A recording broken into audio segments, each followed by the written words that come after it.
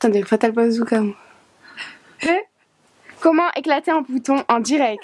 Hello tout le monde, j'espère que vous allez bien. On se retrouve aujourd'hui pour une nouvelle vidéo les amis. Alors aujourd'hui j'avais envie de vous faire une vidéo un petit peu spéciale. Alors vous avez été très nombreux à adorer ma vidéo top fond de teint qui m'avait pris comme une petite temps de préparation. Vous avez été aussi nombreux à me demander de refaire ce genre de vidéo, du coup avec d'autres produits. Alors il y a deux produits qui sont vachement revenus, c'est les mascaras. D'ailleurs j'ai aussi mis des flops parce que dans la vidéo top fond de teint bon, c'était un top, mais je pense que c'est bien aussi de montrer les deux, qu'il y a des trucs super et d'autres moins super. Et que voilà, typiquement les mascaras c'est le genre de truc toutes les semaines, tous les mois en mode j'ai envie d'un nouveau mascara, qu'est-ce que je peux tester, est-ce que lui il est bien, machin, voilà. Bref, du coup je vais vous parler de mon top mascara et de mes flops mascara. C'est parti, on commence tout de suite, on y va.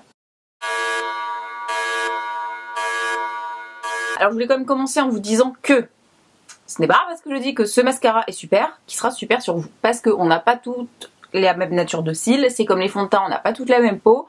Donc voilà, je te dis à préciser ça pour qu'on vienne pas me dire oh le fond de teint machin, il était tout pourri, hein, tu m'as dit de l'acheter, c'est sur moi il est nul. Voilà, parenthèse fermée.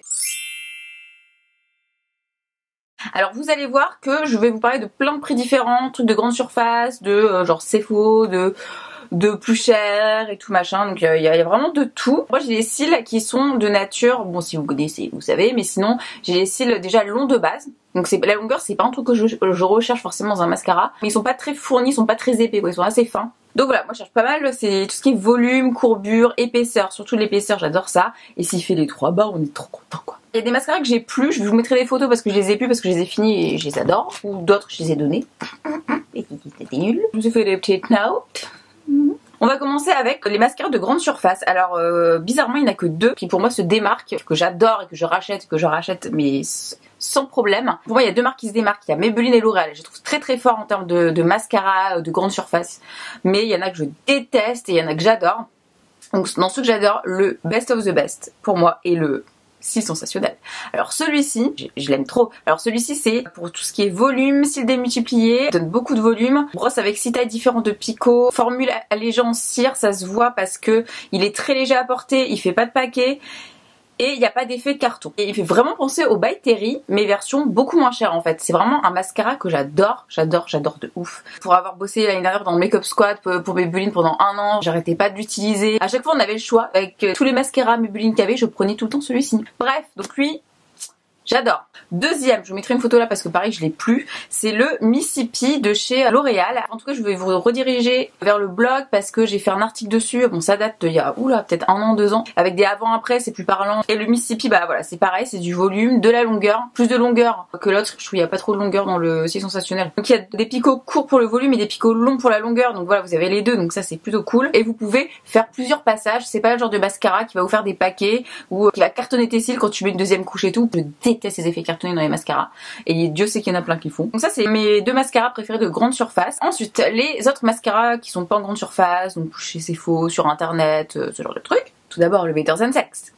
de chez Too Faced, mon mascara préféré. Je peux dire c'est mon mascara préféré. Il y a un article qui est sur le blog qui date du début de mon blog, donc je vous renvoie dessus. C'est marrant parce que j'ai ma meilleure amie qui a dormi chez moi cette nuit et ce matin elle cherchait un mascara, alors elle me dit ah putain mais je sais pas quoi prendre, et elle le voit, elle dit ah non je prends lui parce que j'en avais donné 1 ou 2 et tout, elle avait kiffé, elle m'a dit ah non mais lui c'est mon préféré Jen, je te jure il a tout dépassé, tous mes mascaras et tout. Oui je sais. En général il y a beaucoup de gens qui l'aiment bien. Il a la particularité d'avoir une forme de sablier, alors je sais pas si c'est ça qui fait que ça enroule super bien les cils, mais il est vraiment pas mal. Il fait tout. Volume, longueur, courbure, épaisseur. Il fait pas de paquet. Il est ultra noir. Il fait vraiment des beaux cils noirs comme si vous aviez des faux cils presque. Et une formule au collagène. Donc ça c'est pareil, le collagène c'est top pour tout ce qui est lisser un petit peu le cil, donner une belle courbure. Je n'ai rien à dire de plus. Putain de best-seller quoi. Ensuite il y a le Velvet Noir de chez Marc Jacobs. Marc Jacobs sont très bons pour faire des mascaras je trouve. Mais leur meilleur c'est le Velvet. Celui-ci pour moi ressemble énormément au Better Than Sex. C'est celui que j'ai mis là d'ailleurs. Celui-ci je le mets vraiment au moins la moitié du mois. Donc pareil, volume, courbure, il fait pas de paquet. La brosse elle a une forme incurvée, donc ça c'est bien pour donner une belle courbure au cils. La formule elle est hyper crémeuse. Pour moi c'est un des meilleurs, je crois, qui réunit beaucoup de gens comme le Better Than Sex celui-ci. Ensuite on va passer au Roller Lash de Benefit. Et c'est un mascara que j'adore parce qu'il donne voilà courbe, volume, il fait pas de paquet, il agrandit le regard. Pareil il a une formule revitalisante pour les cils. Et puis j'aime bien aussi le packaging, il est sympa, c'est en forme de bigoudi un petit peu. J'avais bien aimé l'effort qu'il avait fait Benefit pour la communication de ce mascara, c'était très sympa. Je vous parle de mascara depuis tout à l'heure, j'espère que je vais mettre des photos parce que j'ai complètement oublié de vous les montrer, ils sont juste là. C'est bien Jen. Donc voici Better Than Sex. Voici le Marc Jacobs. Et j'ai la version édition limitée aussi, hein, donc on va se calmer. Donc j'aime les mascaras là. Ensuite de chez Sephora, donc il y a le Outrageous Extension Dramatic Volume. J'en ai parlé dans une vidéo favorite, ça c'est sûr. Celui-ci je l'adore de ouf. La brosse elle est assez épaisse quand même.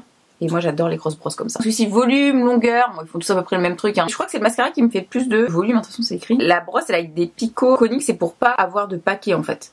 Normalement. Mais c'est vrai qu'il fait pas de paquet du tout. Il y a une formule qui est enrichie en kératine, ça protège les cils. Donc ça quand il y a ça dans un mascara, moi je lui mets x 10 de notes en plus. Et c'est vrai qu'il épaissit pas mal les cils. Celui-ci il fait vraiment beaucoup de trucs hyper cool et il est pas cher. Enfin pas cher pour du Sephora, je vous avais dit je trouvais ça quand même un petit peu cher. Mais bon. Ensuite on va passer au mascara un peu plus cher. Donc j'en ai 3. Moi j'en ai 3. Du coup il y a le Dior Pump and Volume. Celui-ci je vous l'avais montré dans une vidéo favori. J'ai pas fait de revue sur le blog si. Non je sais plus. Si j'en ai fait une je vous le mettrai là. Il est complètement génial. Je crois que c'était mon mascara favori 2017 non les gars je sais plus. Mais en tout cas j'avais découvert à Cannes, je me souviens pendant le festival et j'avais kiffé le principe. En fait il vous suffit de presser 1 à 2 fois là-dessus. En fait ça va venir chauffer la matière. Ça vous évite, vous savez quand vous enlevez un mascara qui est sec, t'es vénère.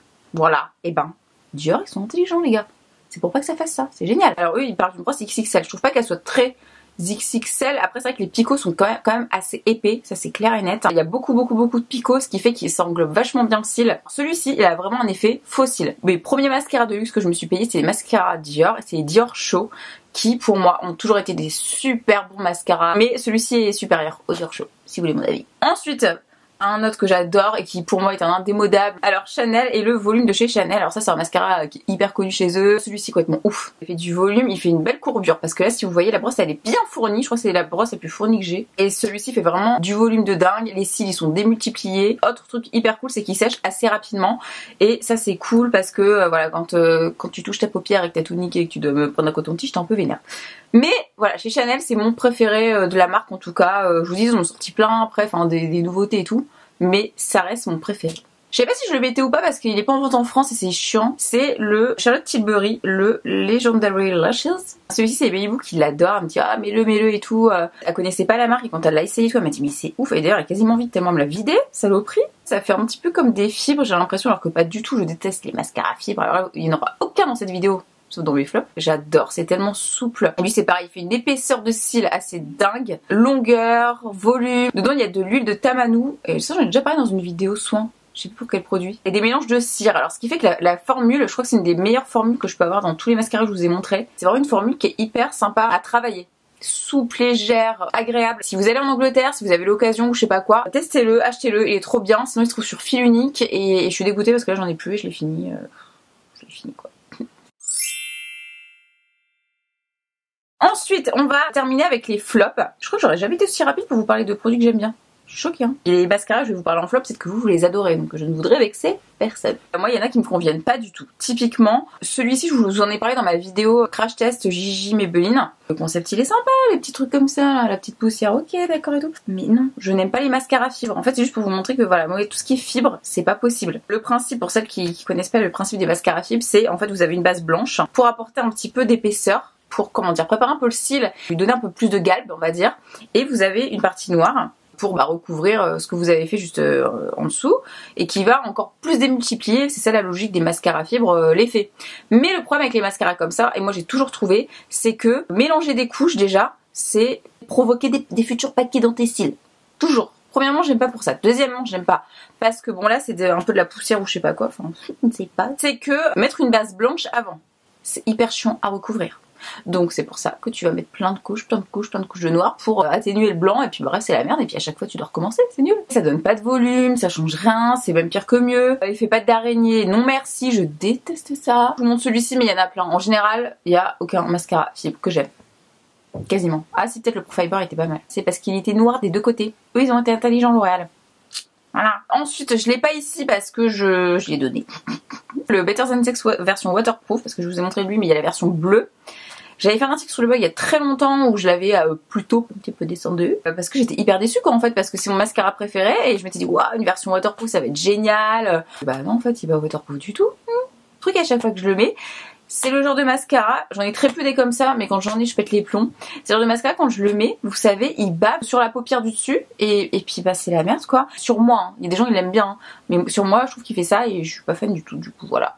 Et j'ai remarqué qu'en général, les marques, quand elles font une version waterproof d'un mascara qui cartonne, ça va jamais. Ça va jamais. Quand on sort une deuxième version, je trouve que ça va jamais. De toute façon, donc, restez à la première version. Petit conseil. Et un dernier, c'est le Cinescope de chez Sephora. Alors autant j'adore le outrajousse, de ouf. Autant le Cinescope, alors j'ai pas compris. Oui, j'ai pas compris. Déjà, j'aime pas la brosse. C'est pas un effet que je recherche. L'effet éventail, un petit peu, ce genre de truc. Moi, j'aime pas les cils quand ça fait trop avec, ça dirait hibou là. Et bah oui, j'ai l'impression qu'il fait genre hibou. J'aime bien avoir un effet fossile, ce genre de truc et tout. Et là, il fait hibou. Je suis pas fan.